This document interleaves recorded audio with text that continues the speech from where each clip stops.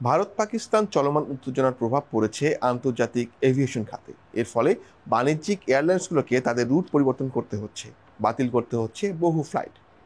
ভারত দাবি করেছে পাকিস্তানের অভ্যন্তরে 9টি সন্ত্রাসী আস্তানায় হামলা চালানো হয়েছে। অন্যদিকে পাকিস্তানের দাবি তারা ভারতের 5টি যুদ্ধবিমান ভূপাতিত করেছে। গত মাসে ভারত নিয়ন্ত্রিত কাশ্মীরের পেহেলগামে সন্ত্রাসী হামলায় 26 জন পর্যটক নিহত হওয়ার পর পারমাণবিক শক্তিধর দুই দেশের মধ্যে উত্তেজনা চলছে। ভারতের দাবি এ হামলায় পাকিস্তানের মদদ রয়েছে, আর অভিযোগ অস্বীকার করেছে পাকিস্তান। বেশ কয়েকটি এয়ারলাইন্স জানিয়েছে ভারতের সামরিক অভিযানের কারণে ওই অঞ্চলে তাদের অনেকগুলো ফ্লাইটের রুট পরিবর্তন অথবা বাতিল করতে হয়েছে। Flight tracking website flight radar 24 বলছে পাকিস্তানের আকাশসীমা ব্যবহার করে চলাচলকারী অন্তত ডজন খানেক ফ্লাইট বাতিল হয়েছে অথবা যাত্রাপথ পরিবর্তন করছে। উত্তর ভারতের বেশ কয়েকটি বিমানবন্দরের কার্যক্রমও বন্ধ রাখা হয়েছে।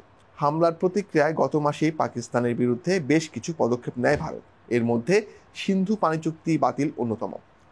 পাল্টা প্রতিক্রিয়ায় ভারতের এয়ারলাইন্সগুলোর জন্য আকাশ সীমা বন্ধ করে দেয় পাকিস্তান। এরপর ভারতও পাল্টা তাদের আকাশ সীমা পাকিস্তানের জন্য বন্ধ করে দেয়। ফ্লাইট রেডার 24 বলছে ভারতের এয়ারলাইন্সগুলো 61টি আন্তর্জাতিক গন্তব্য সহ প্রায় 200 রুটে সপ্তাহে 4000-এর বেশি ফ্লাইট পরিচালনা করে। এর মধ্যে আন্তর্জাতিক গন্তব্যে যাওয়া 20% ফ্লাইটই পাকিস্তানের আকাশ সীমা ব্যবহার করে পরিচালিত হয়, আর পূর্বমুখী 30% ফ্লাইট পাকিস্তানের আকাশ সীমার উপর নির্ভরশীল। এগুলো প্রাথমিকভাবে দিল্লির পাশাপাশি অমৃতসর ও লখনৌর মতো উত্তরাঞ্চলের শহরগুলোকে যুক্ত করেছে।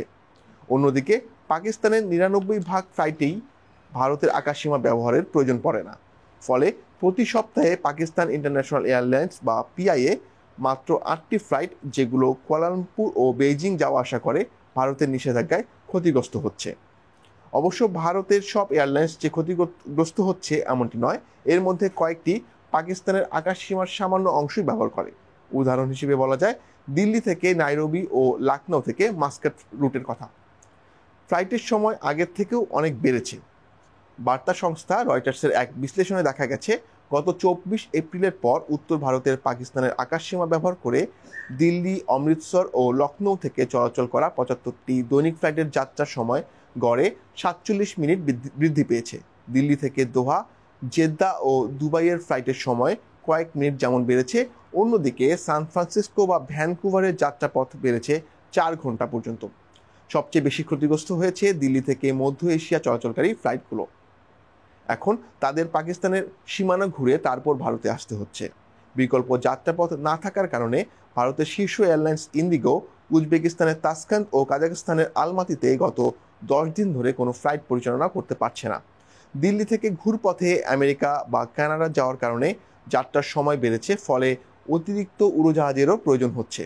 কিছু কিছু ক্ষেত্রে ইউরোপে রিফুয়েলিংয়ের জন্য অতিরিক্ত 5 থেকে 6 ঘন্টা সময় লাগছে। এজন্য যাত্রীদের উড়োজাহাজেই অবস্থান করতে হচ্ছে।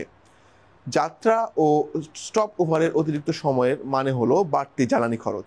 অন্যদিকে গন্তব্যে পৌঁছাতে যাত্রী ও ক্রুদের স্বাভাবিকের চেয়ে বেশি সময় লাগছে। এই কারণে ভারতের বেসামরিক বিমান চলাচল কর্তৃপক্ষ দীর্ঘ রুটগুলোতে এয়ার ইন্ডিয়ার ক্রু ও পাইলটদের কর্মঘণ্টা সাময়িকভাবে বৃদ্ধির প্রস্তাবে অনুমোদন দিয়েছে। যদি 1 বছরের জন্য পাকিস্তানের আকাশসীমা বন্ধ থাকে, তাহলে এয়ার ইন্ডিয়ার খরচ বাড়বে $600 মিলিয়ন। অন্যদিকে পাকিস্তানের সবচেয়ে বড় বিমান সংস্থা পিআইএর ইসলামাবাদ ও লাহোর থেকে মালয়েশিয়ার কুয়ালালামপুরে 2টি রুট ভারতীয় আকাশসীমা বন্ধের কারণে ক্ষতিগ্রস্ত হয়েছে। গত বুধবার ভারতের হামলার আগেই ইউরোপ ভিত্তিক কিছু এয়ারলাইন্স তাদের লম্বা দূরত্বের ফ্লাইট পরিচালনার জন্য পাকিস্তানের আকাশসীমা এড়িয়ে চলছিল।